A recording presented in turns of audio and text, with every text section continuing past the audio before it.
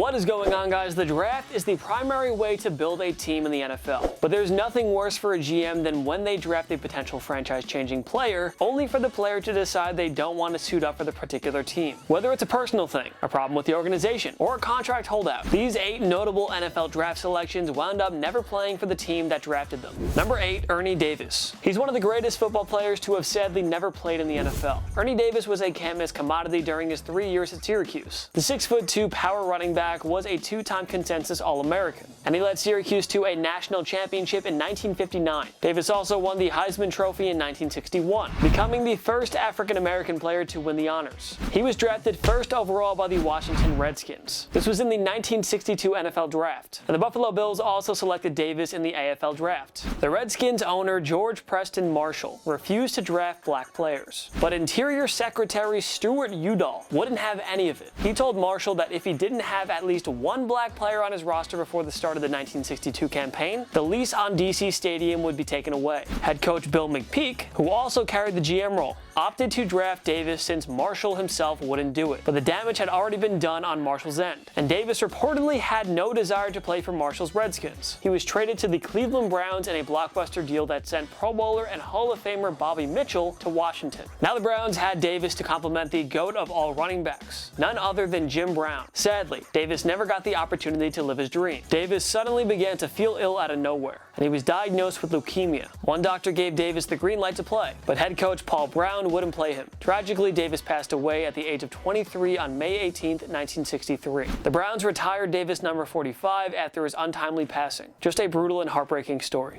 Number 7, Bruce Clark. Clark was a mega star in his 4 years at Penn State. The consensus All-American, also won the Lombardi Award in 1978, right after the Bengals drafted future Hall of Famer Anthony Munoz. At number 3 overall in 1980, the Green Bay Packers selected Clark at 4. The Packers were hoping that Clark would fix a franchise that struggled mightily throughout the 70s. The Bart Starr and Vince Lombardi glory days were long gone, but Clark would hopefully bring them back to prominence. But Starr, who served as head coach at the time, publicly stated that he wanted Clark to play nose tackle in their 3-4 defense. Clark was quoted as saying that he wasn't really sold on it, and that he preferred to be a linebacker or defensive tackle. The Packers and Clark were unable to come to an agreement on a contract, and his agent began speaking with the Toronto Argonauts of the CFL. It didn't take long for Clark to strike a deal with them, and with that, he was ventured north of the border. Clark spent 2 seasons with the Argonauts, and he was named to the CFL's All-Eastern Conference team. After the 1982 CFL season, Clark returned to the NFL, and the Packers sent his rights to the New Orleans Saints for the 1983 first-round pick. Clark enjoyed a solid 7-year tenure in New Orleans, earning a Pro Bowl selection in 1984 after tallying 10.5 sacks. He played for the Kansas City Chiefs in 1989 before a brief stint in the Arena Football League and the World League of American Football. Number 6, Tom Cossino. He was one of the most dominant college football players ever seen. He played 3 years for the Ohio State Buckeyes, from 1976 to 1978. He guided them to a 1977 Orange Bowl victory over Colorado, and he earned the top defensive player honors for the game. He left Ohio State as the holder of many school records. The 2-time All-American entered the 1979 draft as one of the most hyped-up prospects in history, and the Buffalo Bills drafted him first overall. But after the draft, he and the Bills engaged in a contract holdout. A frustrated Cossino decided to head to Canada and play for the CFL's Montreal Alouettes. He played there until 1981 before deciding to return to the NFL. The Bills matched the Houston Oilers offer sheet for him, but they eventually traded him to the Cleveland Browns, where he played 4 seasons. He also played for the San Francisco 49ers in 1986 and 87 before retiring. Number 5, Rich Gannon. He started out as a punter during his college days at the University of Delaware, before making the transition to quarterback. Gannon was extremely productive as a passer for the Fightin' Blue Hens, but when the New England Patriots drafted him in the 4th round in 1987, they had something else in mind. The Patriots wanted to use the 6'3", 210-pound dual-threat quarterback as a running back, but Gannon wasn't interested in going from signal caller to runner, and the Patriots wound up sending him to the Minnesota Vikings for 2 draft selections. Gannon barely saw any playing time in his first 3 years with the Vikings, but an injury to Wade Wilson allowed him to step in as the starter for most of the 1990 campaign. Gannon also had stops with the Washington Redskins and Kansas City Chiefs, but he wasn't able to put it all together. Things finally changed when he signed with John Gruden's Oakland Oakland Raiders in 1999. Gannon became a 4-time Pro Bowler plus a 2 first-team All-Pro. He won the League MVP award in 2002 after throwing for a league-leading 4,689 passing yards and 26 touchdowns. The Raiders went all the way to Super Bowl 37 before losing to the Tampa Bay Buccaneers, who were coached by none other than Gruden himself. How ironic that the man who turned Gannon into a star was also responsible for spoiling his career year. Unfortunately, neck and shoulder injuries limited Gannon to 10 total games over his final 2 seasons, and he retired after the 2004 campaign. Number 4, Bo Jackson. Bo knows that the Tampa Bay Buccaneers really botched it. Jackson was one of the most dominant and unstoppable forces ever during his college days in Auburn. He won both the Heisman and Walter Camp Award in 1985, while earning 2 consensus All-American selections. The Buccaneers drafted Jackson with the first overall pick in 1986, even though he previously vowed to not play for them even if they selected him. Jackson believed that the Bucs had baited him into committing a violation that made him ineligible for his final season of college baseball.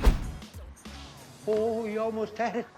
You better be quicker than that. Jackson was hit with a penalty after visiting with the Buccaneers prior to the draft. Bo was under the impression that Tampa did this because they were worried that he would pursue a career in Major League Baseball. He stuck to his word and refused to play for Tampa, instead signing with the Kansas City Royals. Jackson was made available once again for the 1987 draft, and the Los Angeles Raiders drafted him in the 7th round. Jackson enjoyed 4 productive years there from 1987 to 1990, recording 2,782 total rushing yards and 16 touchdowns. Jackson's career unfortunately ended when he suffered a serious hip injury during the Raiders' 1990 divisional round playoff win against the Cincinnati Bengals. The Royals would release Jackson in 1991 after a 5-year stint. He played for the Chicago White Sox in 1991 and 1993 before joining the California Angels for a swan song year in 1994. And with that, Jackson finished an illustrious 2-sport career with a Pro Bowl selection and 1 MLB All-Star selection on his resume. And the dude was pretty good. Too bad the Bucs blew it. Number 3, Philip Rivers. Ah yes, 2004. A dream class for quarterbacks. The New York Giants drafted Philip Rivers with the 4th overall pick, right after the Arizona Cardinals selected a future Hall of Famer of their own, some guy named Larry Fitzgerald. The 1st overall pick was Eli Manning, but the younger brother of Peyton expressed no desire to play with the Chargers. Luckily for Rivers, San Diego head coach Marty Schottenheimer loved what he saw in the NC State product, so the Giants and Chargers quickly went to work in making a deal. The Chargers agreed to send Eli to the Giants, while Rivers was traded to San Diego. The Chargers received New York's 2004 third-round pick and their 2005 first-round selection. Simply put, this went down as one of the most even trades in NFL history. San Diego turned those 2 picks into kicker Nate Kading and polarizing Pro Bowl linebacker Sean Merriman. Rivers guided the Chargers to one of the greatest stretch runs in franchise history. 4 straight division titles from 06 to 09, including the league's best record in 06 and a trip to the 2007 AFC Championship game. During his tenure with the Chargers, Rivers earned 8 Pro Bowl selections, and he took them to the postseason 6 times. He also won the 2013 Comeback Player of the Year, and Rivers led the NFL in passing yards during the 2010 season. As for the other side of the 2004 blockbuster, that is next on the list. Number 2, Eli Manning. Could you really blame Eli for wanting to avoid the Chargers? 6 years earlier, brother Peyton warned the Indianapolis Colts to take him 1st overall over Ryan Leaf. Otherwise, he'd return to bite them in the butt. The Colts wisely listened to Manning's advice, while the Chargers wound up selecting Leaf at number 2 overall. And while Peyton became one of the most accomplished quarterbacks in NFL history, Leaf went down as the biggest draft bust ever. Plus, the Chargers already employed a top-tier quarterback in Drew Brees. As it turns out, Eli's father, Archie, called Leaf's dad and asked him about the Chargers. Archie learned that San Diego did nothing to support Ryan during his personal struggles. The aforementioned Schottenheimer called Eli and formally welcomed him to the team while acknowledging that they'd look at trading him. The Giants worked the phones heavily at the draft as they tried to figure out their QB situation. John Mara admitted that they were leaning towards taking Ben Roethlisberger, but the Giants and Chargers managed to complete the Rivers for Eli swap instead.